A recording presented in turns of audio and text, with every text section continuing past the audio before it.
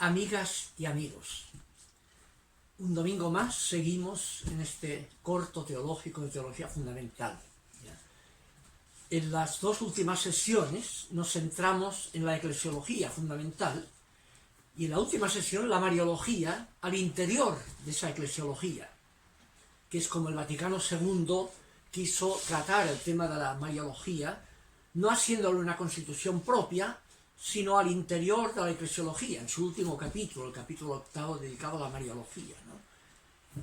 Porque la mariología entonces hay que leerla en clave eclesiológica, como la eclesiología hay que leerla en clave cristológica, del Cristo como la revelación de Dios en el crucificado, a quien Dios dio la razón por aquello por lo cual lo habían crucificado, que Dios no es poder, sino alteridad misericordiosa, ¿ya? Sin embargo, la Iglesia no aparece hoy día así, como una institución de servicio, sino de poder, y de abuso de poder incluso. Se ha hecho un desprestigio muy grande en la Iglesia debido a los abusos de poder que, acumulados en la historia, pero que se han agudizado en este tiempo con más libertad, digamos, de pensamiento en la cultura misma, ¿no? Y no se le ha perdonado a la Iglesia, no ha podido tapar esos abusos de poder en temas de abusos de poder en la sexualidad, de abusos económicos, ¿no? Que hace que la Iglesia tenga un momento de crisis profunda ya en eso. ¿Qué es lo que ha ocurrido con esto, no?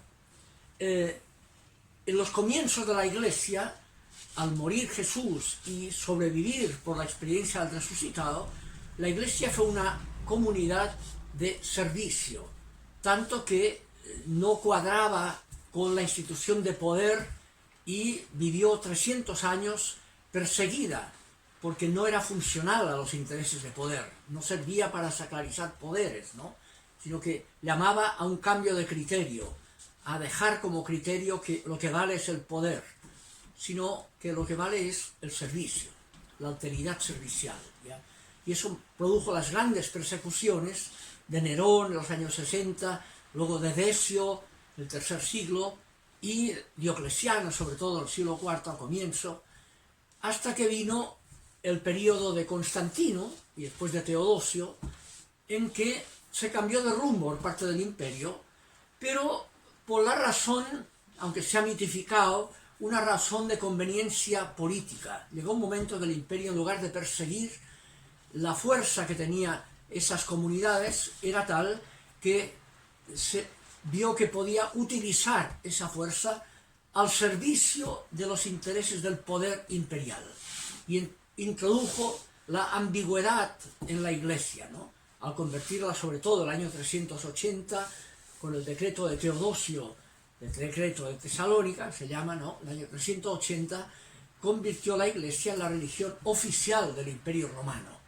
y ahí introdujo esa tremenda ambigüedad, convirtiendo una comunidad que no era una institución de poder en el poder religioso, la cristiandad, y cambió el cristianismo original por la cristiandad, el poder de la cristiandad, ¿ya?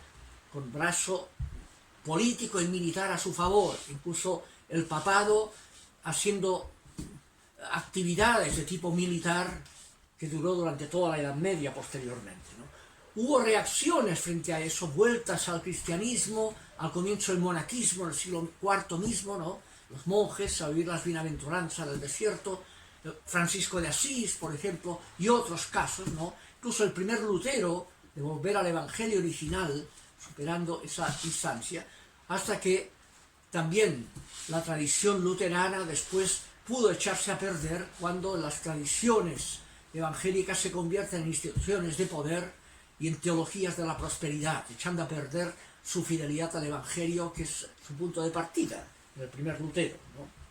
Ese es el punto, ¿no? Ahora, ¿qué ocurrió? Ocurrió que llegó un momento en el siglo XX, en todo este proceso, en que la misma Iglesia, en su liderazgo papal, se dio cuenta de que tenía que hacer un esfuerzo mayor de vuelta al Evangelio, a las fuentes del mismo Evangelio. Y se produjo en los años 60 la convocatoria del Concilio Vaticano II, Y ahí el Concilio Vaticano II centró la reflexión en repensar la verdadera Iglesia de Jesucristo. Y es la Constitución Primera Gaudium, la Lumen Gentium, sobre qué es la Iglesia en sí misma. Y en esa perspectiva hay los 8 capítulos. Voy a resumir en 4 primeros capítulos lo que me parece más fundamental de ese retorno a la fuente, al menos en el magisterio, lo que debería ser la Iglesia, ¿no? El primer capítulo, que lo titula El sacramento, la Iglesia es un sacramento, propiamente el mismo concilio corrigió eso. Sacramento significa un signo visible de una realidad invisible, que es la gracia, lo que Dios es, ¿no? Pues bien, lo que corrigió el mismo concilio es que la Iglesia propiamente no es un sacramento, sino que es como un sacramento. Introdujo ese veluti, es como un sacramento. Es decir, su visibilidad no corresponde a lo que es la invisibilidad propia de Dios, depende. Su visibilidad es segunda, es sacramento segundo, no primero. Su visibilidad transmite, es el medio para conectarse con la realidad invisible de Dios, en la medida que su visibilidad corresponda a la visibilidad de Jesús, el Jesús de los Evangelios. Ese es el sacramento del Padre. Quien me ha visto a mí, ha visto al Padre, puede decirlo Jesús. Eso no lo puede decir la Iglesia, a no ser que su visibilidad, y en esa misma medida, corresponda a la visibilidad del Jesús del Evangelio. Lo que no corresponde a aquella visibilidad es la tarea pendiente, es aquello de lo cual tiene que convertirse la Iglesia.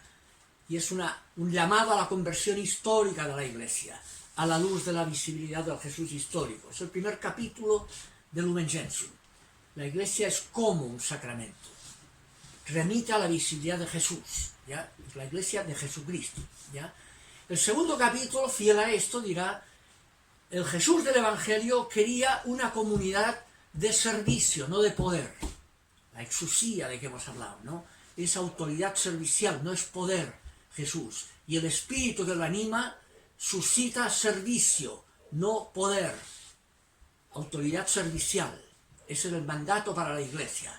Y por tanto, segundo capítulo, primero, la Iglesia son todos hermanos y hermanas iguales. Es un pueblo de hermanos iguales. Y por eso el sacramento que la significa es el sacramento del bautismo. Común a mujeres y a hombres exactamente por igual. ¿Ya? Es el primer sacramento que constituye la Iglesia. La hermandad. Aquel texto de Mateo 23:9. No digan a nadie padre en este mundo, ni padrecito, porque uno solo es su Padre, el del cielo. Los demás son todos hermanas y hermanos. Es la fraternidad, lo que corresponde a la comunidad que quería Jesús, según la visibilidad del Jesús del Evangelio. El segundo capítulo, la Iglesia es pueblo de Dios. Y ahí viene el tercer capítulo, que es el gran correctivo. El tercer capítulo tiene que ver con el sacramento del orden, ya episcopal sobre todo, ¿no? El sacramento del orden es un sacramento de servicio, dice el tercer capítulo. El orden está al servicio del bautismo, no al revés. Los sacerdotes están al servicio del pueblo de Dios, no por encima, no son gente, no son autoridades y súbditos, no hay súbditos, son hermanos que tienen el carisma de la conducción para servir al pueblo de Dios. Y en ese pueblo de Dios servir al mundo. Es una comunidad de servicio, no de poder. Esa es la llamada al gran correctivo que tiene pendiente la Iglesia, ¿no? Que se note que es verdad, que es una comunidad de servicio y no de poder. ¿Ya? Ahí está la tarea pendiente. Y luego vendrá el cuarto capítulo de la Lumen Gentium, de ese pueblo de Dios, ¿ya? En que todos son hermanas y hermanos, al servicio del cual están los que tienen el sacramento del orden, sacramento de servicio. Incluso el catecismo de la Iglesia Católica pondrá el sacramento del orden en el último grupo de sacramentos como sacramento de servicio, matrimonio y orden. Matrimonio también no es una subordinación machista de la mujer, son iguales, hermanas iguales, como el sacramento del orden, ¿ya? Son sacramentos de servicio, según el catecismo, ¿no? Y el cuarto capítulo es que la mayoría de ese pueblo de Dios son las laicas y los laicos. los que no son ni curas ni monjas, pero que tienen la vocación laical de inserción en el mundo y de vivir su servicio en su dimensión mundana propia, de tener la pareja, la familia, la profesión, la política, etc. En esa inserción misma, no poniéndole agua bendita a eso, sino viviendo en ese mundo con criterios de servicio y no con criterios de poder, y usando la religión para sacralizar los criterios de poder. Eso es usar a Dios por vanidad. Eso no es la religión lo que hace que la comunidad sea de servicio, sino que es el criterio real. Cuando la religión no motiva el servicio realmente y no se nota así, esa religión puede ser pecado contra el primer mandamiento.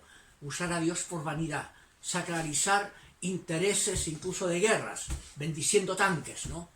Bendiciendo... Es una transgresión del verdadero significado de que es una comunidad de servicio, ¿ya? Entonces, yo querría terminar esta perspectiva con lo siguiente. El mismo catecismo de la Iglesia Católica, cuando habla de la Iglesia, dice lo siguiente, y leo el número 750, en el símbolo de los apóstoles, en el credo, hacemos profesión de creer que existe una Iglesia santa, etc. Y no de creer en la Iglesia. No creemos en la Iglesia, sino que hay una Iglesia, que la fe se vive en comunidad, la comunidad que ya quiso Jesús también, pero no creemos en la Iglesia. La Iglesia no es un sacramento, es como un sacramento, lo mismo del capítulo 1. Y dice ¿por qué? Para no confundir a Dios con sus obras y para atribuir claramente a la bondad de Dios todos los dones que ha puesto en su Iglesia. Ya la Iglesia es como un sacramento y por tanto tiene su visibilidad que corresponder a la visibilidad del Jesús del Evangelio. Esa es la tarea de la Iglesia. Y es la diferencia entre cristianismo y cristiandad. La cristiandad que surgió en el siglo IV con el decreto de Teodosio, convirtiendo la Iglesia en funcional a los intereses imperiales, en una religión de poder. Y eso no es el cristianismo original. Ese es el punto y la tarea, la conversión de la Iglesia. De eso, el próximo día entraremos en la evolución doctrinal, lo que llamamos el dogma. ¿Qué es un dogma? De eso veremos.